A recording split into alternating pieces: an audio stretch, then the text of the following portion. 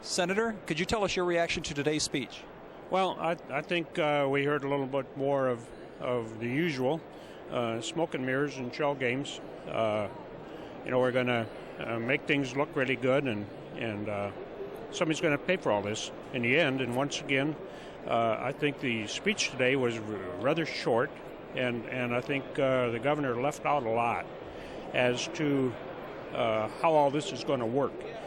What he gave us today was pretty positive and peachy, but in reality, we still have a $2.5 to $3 billion deficit this year, and some way or another we're going to have to find the money to pay for that before we can have tax cuts and the other things to stimulate the economy. Stimulating the economy is a good idea, but it doesn't happen overnight. It's a long process, and stimulate the economy should happen 6 years ago.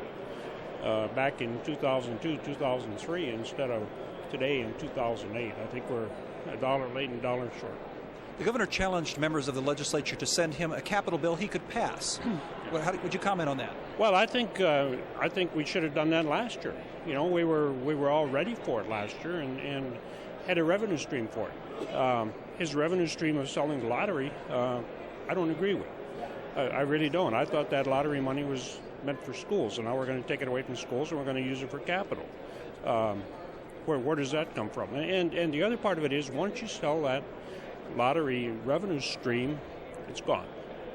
You start selling your assets, and your assets don't come back. So I think selling assets is a bad way to fund projects. We need to find another way to fund the projects, and the simplest way to do it is to stop taking the money out of the road fuel tax and leave it in there for capital program, and stop taking it out using the general revenue fund. This administration has taken over $2 billion out of the road fund over the last 5-6 years and used it for general revenue fund when we should have been fixing potholes. Senator, your reaction to today's speech? Well, one thing kept rolling through my mind as I listened to the governor's presentation today, and that is we can do better. What I heard the governor talking about today is really a rehash of all the types of programs that he's talked about in the last 5 years, the types of things that he wants to do. I heard him talk about expanding government programs without really paying for the programs that we have, or having adequate payments for the programs that we have. I heard him talking about expanding the amount of debt that the state has, quadrupling it over where it was when he first took office. And, I think the unfortunate thing as I looked at this was also thinking back to the fact that it's not just the governor that's doing this, it's the Democratic-controlled House and Senate as well as we move forward, because they're enabling the governor to make these decisions that are creating all kinds of problems for the state of Illinois. Senator, the governor challenged members of the legislature to pass a capital bill he could sign. Your reaction? Well, I think we all want a capital bill. We all want it funded in a manner that is appropriate, that doesn't cost us in the long run, but I also think that there still is the element of trust with this administration, whether or not those projects will be done if we do pass a capital bill. So we've got a long road ahead of us yet. I'm very pleased that he seemed to be extending an olive branch and trying to get people to work. What are you critical of in what he proposed today? What don't you like? Well, the questions I have, are how do we pay for a $1.2 billion tax relief plan? What does it mean when you issue $16 billion in bonds to support the pension system?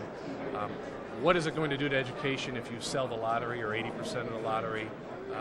How do we fund all these programs when even he acknowledges that revenues are slowing, the economy is not helping, and we have financial problems already in existence? So do those questions and issues sort of make you think, hey, I want to run for governor?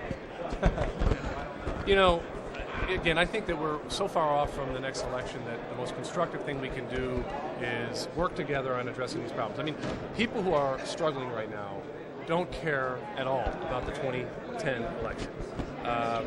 They want solutions. They want people to address the problems today, and that's what we're hired to do, and that's what I'm committed to doing. Considering the economy, do you think it's a little aggressive to be proposing these kinds of tax cuts right now?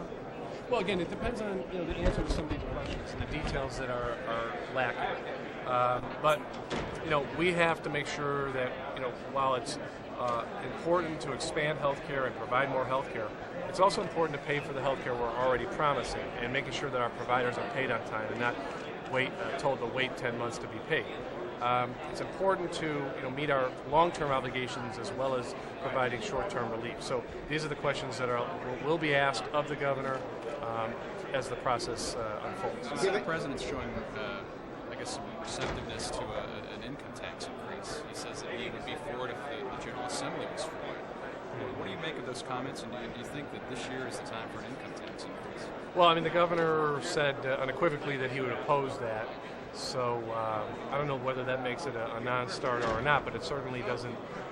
It doesn't really create the environment for that to happen. So we'll see how the General Assembly responds. If they want to try to do it with a 3/5 vote and override the governor, I don't know. Is a 3% across the board cut for agency budgets, is that too little? Is that to really get the job done? Or should we be a little more aggressive about belt tightening? Well, when you talk to certain agencies, they will tell you that they're having trouble providing frontline services and baseline services with the money they have. Our agency, for example, has taken cuts over the last few years, and we want to be a part of a team that addresses this problem. But you have a lot of agencies that provide very sensitive, critical services to the people of Illinois. We want to make sure they have the money they need to do that. This may be repeating about the governor's plans. Would you be ready to say whether it would be realistic or effective as a total package? Well, without the details, it's hard for me to answer that. This is the beginning of the process. And even this beginning has fewer details than most beginnings, which is going to make it difficult to give an immediate assessment or at least a conclusive assessment of what's happening. About the $300, you were part of basically a payout to people when times were good. Is that? And I hope I'm not asking the same question somebody already did, but your name would be on the check, I think. So is it a good idea? Well, actually, I don't know.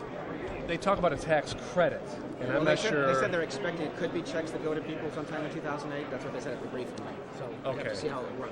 Yeah, I would have to see how it would work. If checks went out, yes, my name would be on it. But is this the right time for that, based on securitizing some of the tobacco money as part of that? The federal government made a decision to put money into the pockets of working families in order to stimulate the economy. And they're acknowledging that it would add to the deficit at the national level. And I think what the governor's proposing is the same type of deficit spending in order to stimulate the economy.